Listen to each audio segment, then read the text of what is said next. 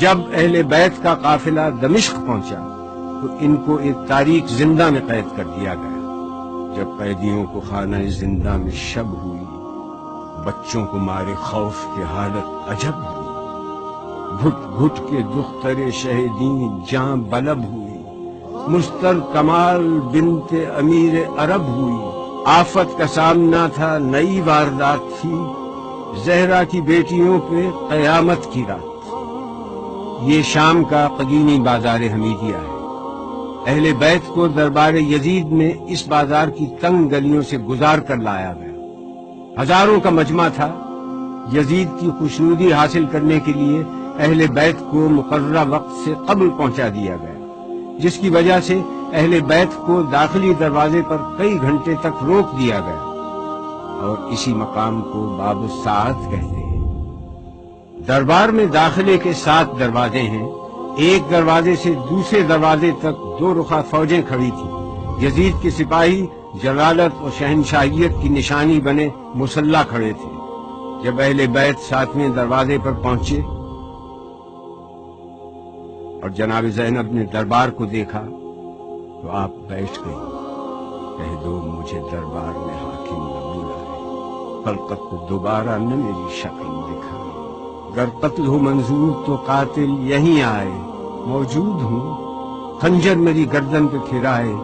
فکر غم و اندوہ سے آزاد ہو زینب، تر تن سے جدا ہو تو بہت شاد ہو زینب۔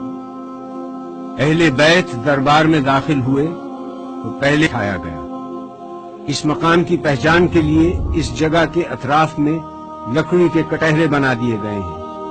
یہ وہ جگہ ہے جہاں یزید بیٹھا تھا۔ اہل بیت کو یزید کے سامنے پیش کیا گیا۔ یہی وہ مقام ہے جہاں جناب زینب نے خطبہ ارشاد فرمایا تھا۔ یزید سے اہل بیت کا تعارف کروایا گیا۔ اس نے پوچھا، یہ کنیزوں کے حلقے میں کون مغرور عورت بیٹھی ہے؟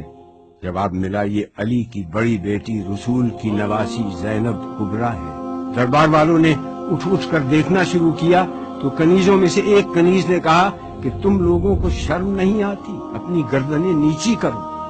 زبیر ابن قیس نے یزید کے سامنے سر حسین پیش کیا اور کہا کہ امیر مبارک ہو، قیدی آ گئے، محمد کا نواسہ قتل کر دیا گیا۔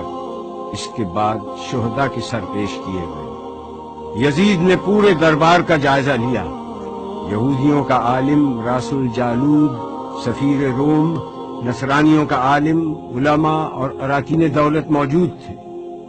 اس نے سورہ آل عمران سے اس آیت کو پڑھا، خدا جس کو چاہتا ہے ملک دیتا ہے اور جس سے چاہتا ہے ملک لے لیتا ہے، جس کو چاہتا ہے عزت دیتا ہے، جس کو چاہتا ہے ذلت دیتا ہے۔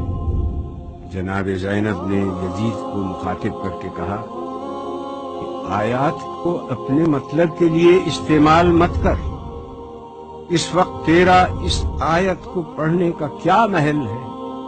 اس کے بعد آپ نے اپنا تاریخ ساز اور عہد آفرین خطبہ ارشاد فرمایا۔ شروع کرتی ہوں اللہ کے نام سے جو رحمان و رحیم ہے۔ ساری تعریف عالمین کے رب کے لیے ہے۔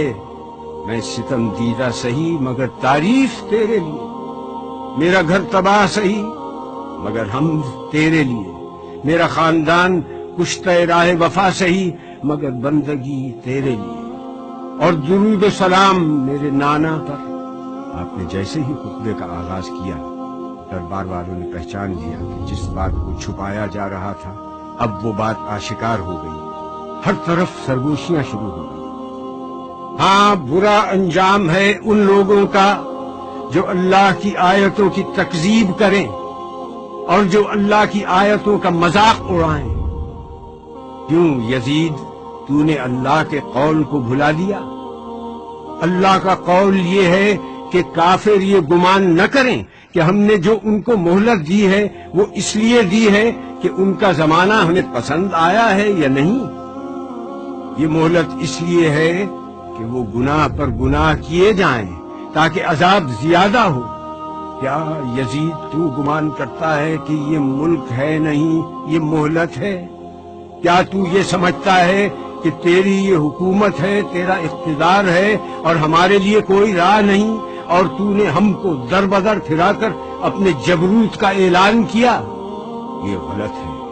ہاں یزید، ایسا ہوا کہ ہم شہر بشہر پھرائے گئے، ہم کو لوگوں نے دیکھا کہ ہمارے سروں پر چادریں نہیں تھیں، یہ سچ ہے، مگر تم سے اور کیا توقع ہوتی جس کا گوشت پوست اگا ہے شہیدوں کے لہو کو پی کر؟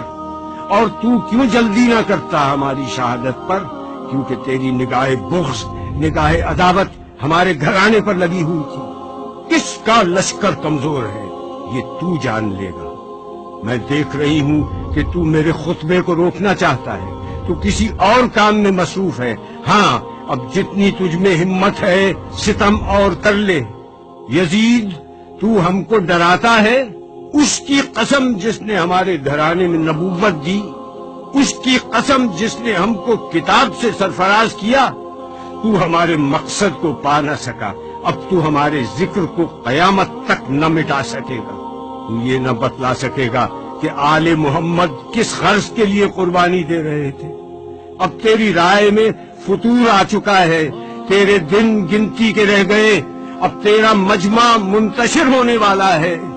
تاریخ سے ثابت ہے کہ آپ کی یہ پیشین گوئی چند دن بعد ہی پوری ہو گئی، جب شام کے قید خانے میں حسین کی ایک بچی کا انتقال ہو گیا اور اراکین دولت شام یزید کے سامنے سفارا ہو گئے اور شام میں بغاوت کا آغاز ہو گیا۔ میں دعا کرتی ہوں اللہ سے کہ جس نے ہم کو سعادت و شہادت عطا کی، اسی طرح سے ہم کو وراثت ارضی نصیب ہو، اسی طرح سے ہم کو خلافت ارضی بھی ملے، اور اسی طرح سے ہم اس کی بندگی میں کامیاب رہیں۔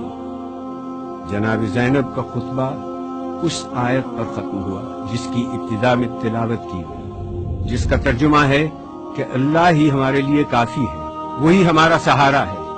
سلام ہو خدا کی راہ میں جہاد کرنے والی پر، دین کے سب سے بڑے پیشوا کی سیادت مآب بیٹی پر، خدیجہ کبریٰ کی ابدی یادگار پر، علی مرتضیٰ کی دختر پر، فاطمہ زہرا کی زندگی کے جوہر پر، غریب الوطن پر، اسیر محن پر، آپ کی خدمت میں سلام۔